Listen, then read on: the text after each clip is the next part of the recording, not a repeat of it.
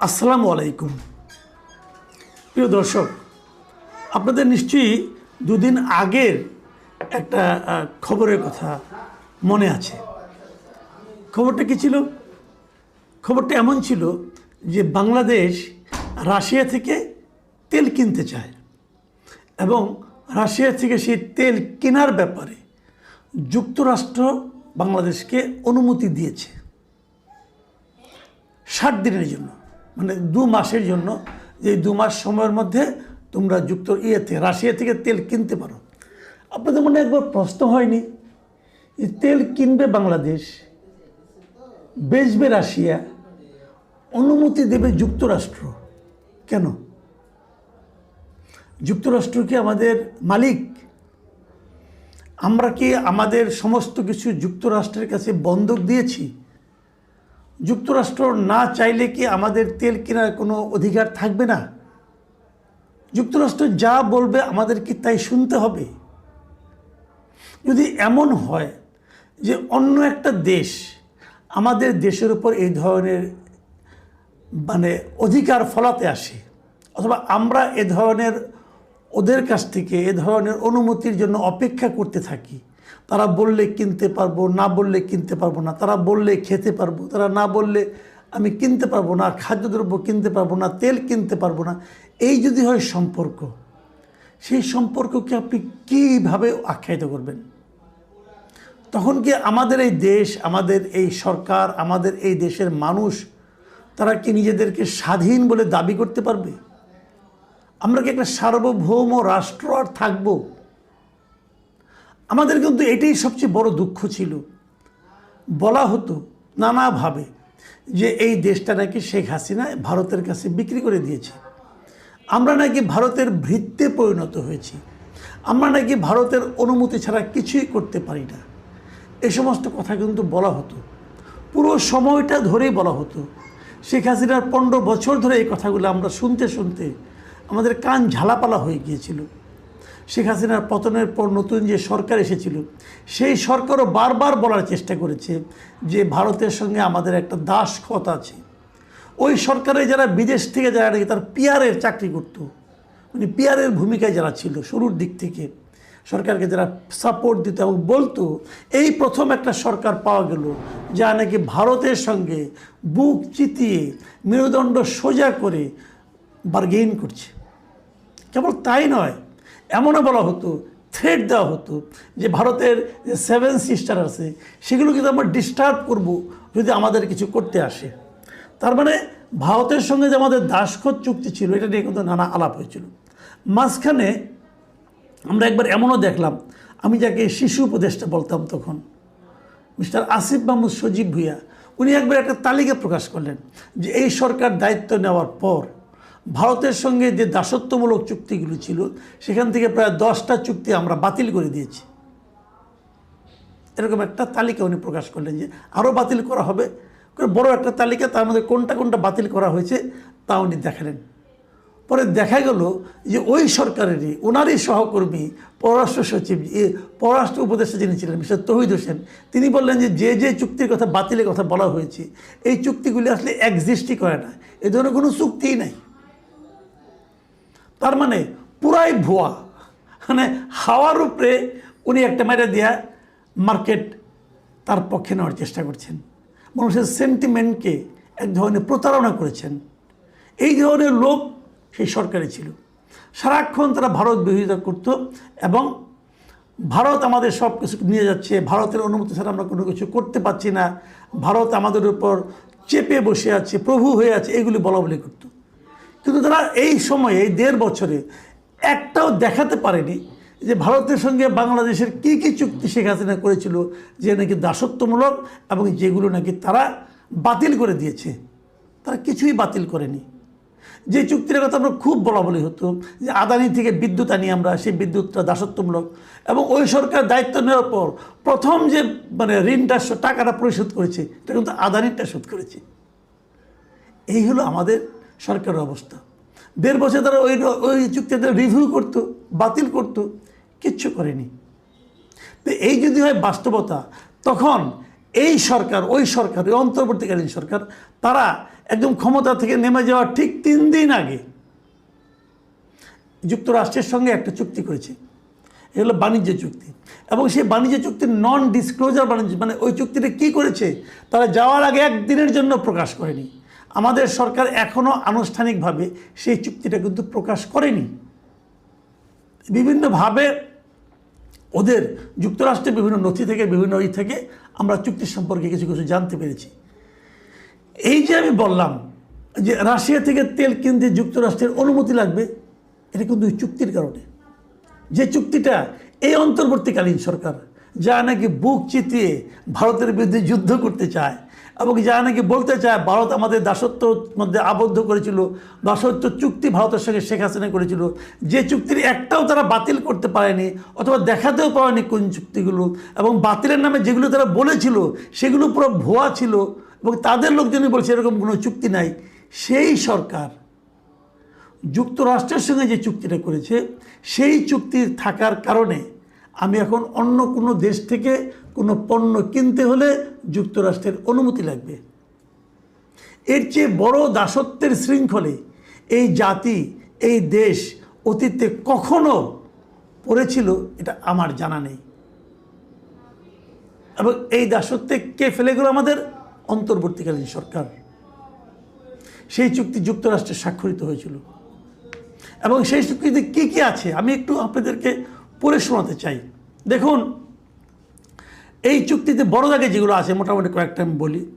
যে বাংলাদেশকে যুক্তরাষ্ট্র থেকে 14টি বোয়িং উড়োজাহাজ কিনতে হবে। মানে আপনার পছন্দ হোক বা না হোক, বোয়িংই কিনতে হবে। আপনি এয়ারবাস কিনতে পারবেন না, অথবা অন্য কোনো কিছু কিনতে পারবেন না। আপনাকে 14টা বোয়িং আপনাকে উড়োজাহাজ কিনতে হবে। ওরা যে দাম বলবে সেই দামে কিনতে হবে। আচ্ছা, 15 বছরে $1500 কোটি জ্বালানি কিনতে হবে। আপনাকে আগামী 15 বছরে $1500 কোটি জ্বালানি কিনতে হবে, এবং ওরা যে দাম বলবে সে দাম। আপনার বার্গেন করার কোনো স্কোপ নাই। যুক্তরাষ্ট্রের জ্বালানির দাম তো কাতারের চেয়ে, কুয়েতের চেয়ে অথবা সৌদি আরবের জ্বালানির চেয়ে বেশি হবে, কোনো সন্দেহ নাই। আপনাকে ওই বেশি দামেই কিনতে হবে। প্রতি বছর $350 কোটি কৃষি পণ্য আমদানি করতে হবে যুক্তরাষ্ট্র থেকে। যুক্তরাষ্ট্র থেকে আপনি যদি কৃষি পণ্য আনতে চান, সেটাকে আপনি আমার আইনে বিক্রি করতে পারবেন? ভাবেন একবার। ধরেন যুক্তরাষ্ট্রে কিন্তু গোলালু হয়, যুক্তরাষ্ট্রের আলু আইনে কি আমাদের বাজারে বিক্রি করতে পারবেন আপনি? যুক্তরাষ্ট্রে আমাদের এখানে আলু মৌসুমের সময় 20 টাকা পর্যন্ত কেজিতে নেমে আসে। 20 টাকা মানে ওদের 20 সেন্ট। ওই টাকা আপনি যুক্তরাষ্ট্রে আলু পাবেন, আবার সেটা এত দূর থেকে পরিবহন করেন পাবেন, কিন্তু আপনাকে কিনতে হবে। কেনার পর আপনি কী করবেন? আপনি নিয়ে ফেলাই দেন অথবা যা ইচ্ছে তাই করেন, কিন্তু আপনাকে কিনতে হবে। তাহলে আপনি যদি $350 কোটি আলু অথবা অন্য কোনো কৃষি সামগ্রী, আপনাকে কৃষি সামগ্রী কিনতে হবে $350 কোটি কিনে সেগুলো না আপনার বাজারে বিক্রি করতে পারবেন? তাহলে কী করবেন? লসে বিক্রি করবেন, আপনার টাকাটা লস হবে। সামরিক সরঞ্জাম ক্রয় বৃদ্ধি করতে হবে। আপনাকে আরও বেশি বেশি অস্ত্র কিনতে হবে। কোত্থেকে? যুক্তরাষ্ট্র থেকে। আপনি সামরিক সরঞ্জাম কিনা কী করবেন? আপনি কার সঙ্গে যুদ্ধ করবেন? গত 50 বছরে বাংলাদেশের সামরিক সরঞ্জামের কী ব্যবহার হয়েছে বলেন? এই সামরিক সরঞ্জাম দিয়ে আমাদের সেনাবাহিনী কার সঙ্গে যুদ্ধ করেছে? কি প্রয়োজন আমাদের? আমাদের যুদ্ধ হলে কার সঙ্গে যুদ্ধ করবো আমরা? আমাদের আশেপাশের মধ্যে কী রাষ্ট্র আছে? ভারত আছে, মিয়ানমার আছে, এবং চীন আছে। এদের কার সঙ্গে যুদ্ধ করতে পারবো আমরা? কত অস্ত্র আমাদের কিনতে হবে, এবং এই অস্ত্র কেনার যে বিপুল ব্যয়, এটা কি আমাদের জন্য কোনো উন্নয়নমূলক কাজ হবে? এটা আপনাকে করতে হবে। তারপর কিছু নির্দিষ্ট দেশ থেকে সামরিক সরঞ্জাম ক্রয় সীমিত রাখার চেষ্টা করতে হবে। মানে আপনি যদি কিছু কিনতে চান, আপনি অনেক কম দামে চীন থেকে কিনবেন অথবা ভারত থেকে কিনবেন, সেটা আপনি পারবেন না, আপনাকে ওনার কাছ থেকে কিনতে হবে। তো এইগুলো আরও অনেকগুলো বিষয় আছে যেগুলো করতে হবে। বিনিময়ে আমরা কী পাবো? আমরা পাবো হলো যে বাংলাদেশের পণ্য পাল্টা শুল্ক 20% থেকে 19% কমিয়ে আনা হবে। আগে 20% ছিল, এটা কমিয়ে 1% মাত্র কমবে। আমাদের পণ্য যেগুলো আমরা পাঠাই, আমরা কী পরিমাণ পণ্য পাঠাই ওখানে? আমরা ওখানে এর আগে $6 বিলিয়ন পণ্য পাঠাতাম, আর যুক্তরাষ্ট্র থেকে আমদানি করতাম $2 বিলিয়ন সমমূল্যের পণ্য। এখন ওই 2 বিলিয়নের মধ্যে কি কৃষি পণ্য ছিল? ছিল না। কিন্তু আপনাকে $350 মিলিয়ন কৃষি পণ্য কিন্তু আপনাকে কিনতে হবে রে ভাই। তাহলে আপনি কিভাবে করবেন? আর আপনাকে আরেকটা বড় জিনিস আপনাকে মাথায় রাখতে হবে যে এই চুক্তিতে যদি আপনি করেন তাহলে আপনি বিদেশের কাছ থেকে কোনো কিছু কিনতে পারবেন না, কিনতে হলে যুক্তরাষ্ট্রের অনুমতি লাগবে। এই যে আমাদের রূপপুর একটা পারমাণবিক বিদ্যুৎ কেন্দ্র হয়েছে, এই বিদ্যুৎ একটা চুক্তির একটা অংশ আছে যে যুক্তরাষ্ট্র ব্যতিরিকে নতুন করে বাংলাদেশ অন্য কোনো দেশ থেকে পারমাণবিক প্রযুক্তি ক্রয় করতে পারবে না। তার মানে আমার যে রূপপুরের যে পারমাণবিক চুল্লি আছে, যেটা পারমাণবিক উৎপাদন আমরা করব বিদ্যুৎ আগামী বছর থেকে শুরু হওয়ার কথা, সেখানে তো আমরা পুরো জিনিসটাই তো আমরা রাশিয়ার থেকে কিনেছি, ওর কাঁচামালও রাশিয়ার থেকে আসবে, তাহলে ওটা তো আমি যুক্তরাষ্ট্র না বললে কিনতে পারবো না।